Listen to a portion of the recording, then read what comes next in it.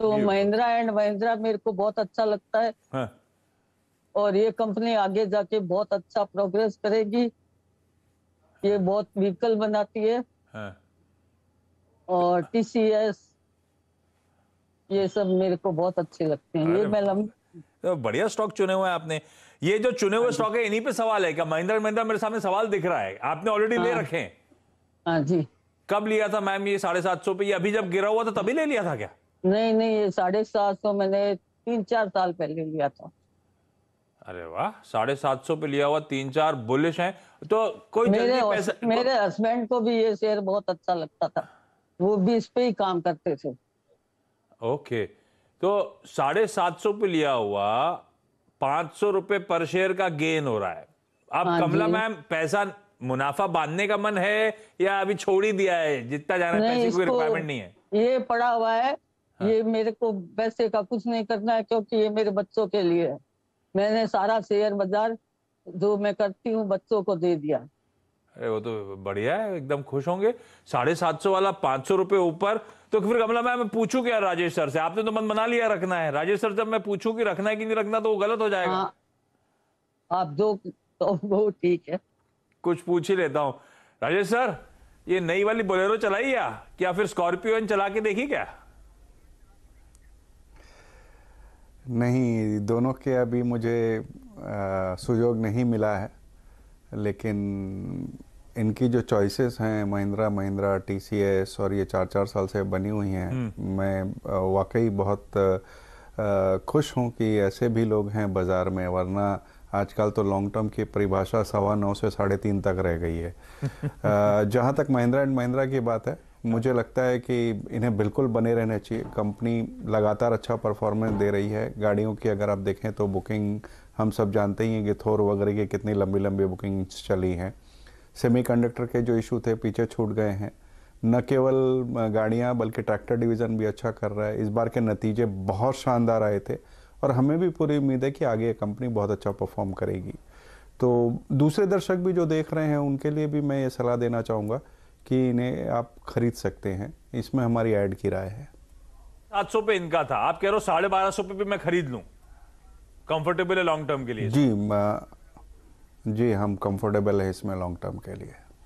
कमला ma'am, मेरे पीछे भी झंडा आ गया, देखिए डायरेक्टर। वैसे मैंने यहाँ पे भी लगा रखा था, पीछे भी दे दिया गया है। अच्छा, टीसीएस भी ले रखा है। टीसीएस 3500 का, ये कब लिया मैम? ये लिया था मैंने ये जो वो बायबैक हुआ था ना। हाँ, उसके बाद बायबैक हाँ टीसीएस का। हाँ हाँ हाँ। उस टाइम मैंने कोई 70 करे थे इकट्ठे हाँ टीसीएस। हाँ तो बायबैक में तो गिनती के गए थे। हाँ, वो तो बहुत ही ज्यादा गड़बड़ हो हाँ गया था और स्टॉक भी नहीं चला, उसके बाद ठंडा पड़ गया उल्टा। हाँ, ठंडा पड़ गया उसके बाद। पर कोई तीन मतलब हजार ये तक। लॉन्ग टर्म के लिए रखा है हमने, है ना? हाँ जी। भाई बच्चों के लिए टीसीएस है। राजेश सर, टीसीएस बढ़िया, 3500 की खरीद है ना?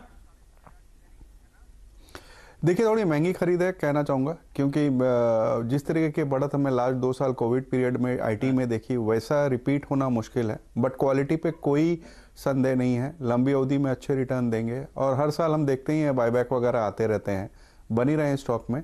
लंबी अवधि के लिए कोई इसमें आपको चिंता की ज़रूरत नहीं है। लंबी अवधि में चिंता की कोई जरूरत नहीं। बढ़िया स्टॉक कमला मैम आपने चुने थे। लौटता हूं अगर समय रहा आपके पास, लेकिन वडोदरा जा रहा हूं। गीता सिद्धपुरा आपको आपकी स्क्रीन पर नजर आएंगी। गीता मैम, हाय, गुड आफ्टरनून। गीता जी, आप कब से शेयर बाजार से जुड़े हो? आप कैसे आए शेयर मार्केट्स में? हाँ सर, मेरी स्टोरी ऐसी है ना, हस्बैंड को बहुत इंटरेस्ट था, मुझे नहीं था। मैं हर साल उनको बोल दी ये शेयर मार्केट मत करो। लेकिन पता नहीं, फिर मुझे भी लॉकडाउन में ऐसे चस्का लग गया कि फिर चलो करें हम भी। तो फिर मैंने तो अभी हस्बैंड को चस्का था जो आपके भी ऊपर आ गया। अब ये बताओ, अभी भी हस्बैंड एक्टिवली करते हैं और आपका डिफरेंट डीमैट है, आप अलग ट्रेडिंग अकाउंट से एक्टिव हो, ऐसा है क्या? हाँ सर। और दोनों आप मिलके डिसाइड करते हो स्टॉक्स, या दोनों की अलग अलग ही चलता है, सब कुछ अलग? नहीं, दोनों का अलग अलग चलता है, लेकिन वो मुझे सजेस्ट करते हैं। और मैं सुबह में 8:30 से 9:30 तक टिफिन बना के बैठ जाती हूँ आप लोगों को देखने कि भाई कौन से शेयर लेने हैं, कौन से नहीं लेने। बाद में डिसाइड करती हूँ कि क्या लूं क्या नहीं। टिफिन बना के मतलब हस्बैंड टिफिन ले जाते हैं फिर 9:30 के बाद? हाँ हाँ और फिर आप स्टॉक मार्केट में एक्टिव। हाँ, फिर वो भी देखने बैठ जाते हैं आधा घंटा। हम दोनों साथ में, आपका वो प्रोग्राम होता है ना हाँ, सुबह में, हाँ, गावा सर के साथ, गावा सर के साथ सुबह में सब एक्सपर्ट होते हैं, हाँ, उनके अरे साथ वाह, मैं भी देखती हूँ, फिर सोचती हूँ ले कि नहीं ले। हाँ, ठीक है। फिर अपना कॉल लेते हो आप, एक्सपर्ट्स के स्टॉक्स आ जाते हैं छन के, और उसके बाद आप अपना कॉल लेते हो। कैसी रही अब हाँ तक की गीता जी स्टॉक मार्केट की जर्नी है पिछले 1-2 साल की? सर, अच्छी चली। मुझे भी मैम की तरह लॉन्ग टर्म के लिए ही इंटरेस्ट है।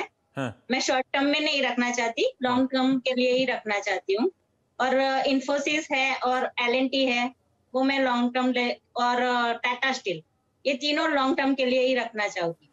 तीनों अच्छी कंपनियां हैं, तीनों। मैं पूछूं क्या फिर अग्रवाल सर से? अग्रवाल सर, तीनों के क्वेरीज दिखाई। इन्फोसिस 1500 रुपए, एलएनटी 1500 रुपए, टाटा स्टील 1330 रुपए। लॉन्ग टर्म के लिए रख लूं? और अच्छा गीता मैम, लॉन्ग टर्म बिल्कुल रख मतलब? लें। लंबे मतलब बेटिया की शादी तक रखने का सोच रहे हैं। तो बेटी कितनी बड़ी है मुझे कैसे पता चलेगा? अभी एक 10th में है और एक 3rd में है सर। 10 तो भाई तो ठीक है। लॉन्ग टर्म और वेरी लॉन्ग टर्म दोनों ठीक है क्या? तीनों स्टॉक्स पिक्स ठीक है क्या? जी बिल्कुल ठीक है। अगर एक एक करके लूं तो इन्फोसिस में नतीजे बहुत अच्छे आए थे, टीसीएस से बेहतर नंबर्स आए थे, आई वुड से लंबी अवधि के लिए अच्छे हैं।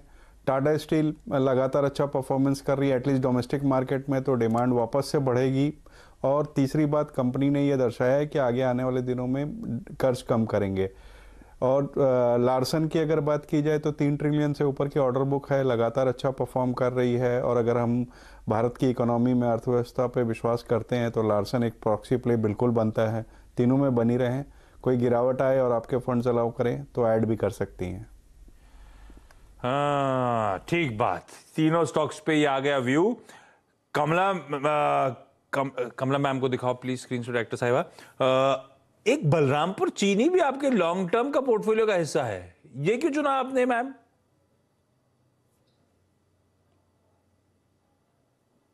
शुगर स्टॉक मेरे पास बहुत सारे हैं। अच्छा, कुछ छन के तो बलरामपुर चीनी भी लॉन्ग टर्म के लिए रखा हुआ है? हाँ जी।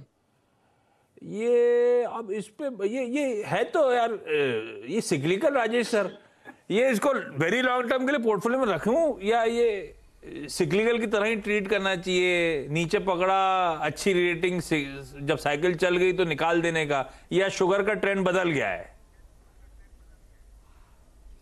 नहीं, मैं आपकी बात से पूरी तरीके से सहमत हूँ कि ये जो शुगर इंडस्ट्री है सिक्लिकल है। 6-7 साल तक चलती है, फिर 6-7 साल तक ठंडे बस्ते में चली जाती है, और इस तरीक़ा से ये साइकिल चलता है। और अभी हमने देखा भी है कि इस तिमाही के नतीजे बेहद ख़राब आए बलरामपुर चीनी के। हालांकि ये एथेनॉल की स्टोरी बहुत ज़्यादा उत्साहित कर रही है लोगों को, और अगर ये होता है तो डेफिनेटली नंबर्स बेहतर हो जाएंगे। और चीनी में सबसे बड़ी कंपनी है, लॉन्ग टर्म के लिए अच्छी हो सकती है, बट मैं समझता हूँ कि जिस तरीके के रिटर्न लास्ट 2-3 साल में हमने देखे हैं, वैसे अब उम्मीद करना बेमानी होगा। इस वक्त बने रहने की सलाह रहेगी, मगर अगर मौजूदा स्तर से 15-20% बढ़ता है तो वहाँ पर एक बार मुनाफा बांध लेना उचित होगा। ये हाँ, मैं कमला मैम, ये बलरामपुर चीनी आप देखिए नीचे मोहना शुगर के नतीजे आ रहे हैं, 2 करोड़ का घाटा बढ़ के 12 करोड़ हो गया। ये सिक्लिकल है ये। राजेश सर, इनकी 370 की खरीद है, तो बेसिकली इनकी बाइंग प्राइस पे आए तो ये निकल जाए, ज्यादा बेहतर स्ट्रेटेजी यही हो गई। बिल्कुल बिल्कुल। वैसे ऐसे चिंता करने की बात क्या नहीं है, कंपनी क्वालिटी अच्छी है। थोड़ा सा इंतजार करें, भाव आए निकल जाए। इसको ज्यादा दिन नहीं रखेंगे फिर। अगर लॉन्ग टर्म के बच्चों के लिए सोचा है ना, तो वो 2 स्टॉक बाकी वाले ठीक थे, ये थोड़ा सिक्लिकल वाला मामला है, तो इसको चाहे तो अपनी बाइंग प्राइस के आसपास कमला मैम आप निकाल सकते हैं।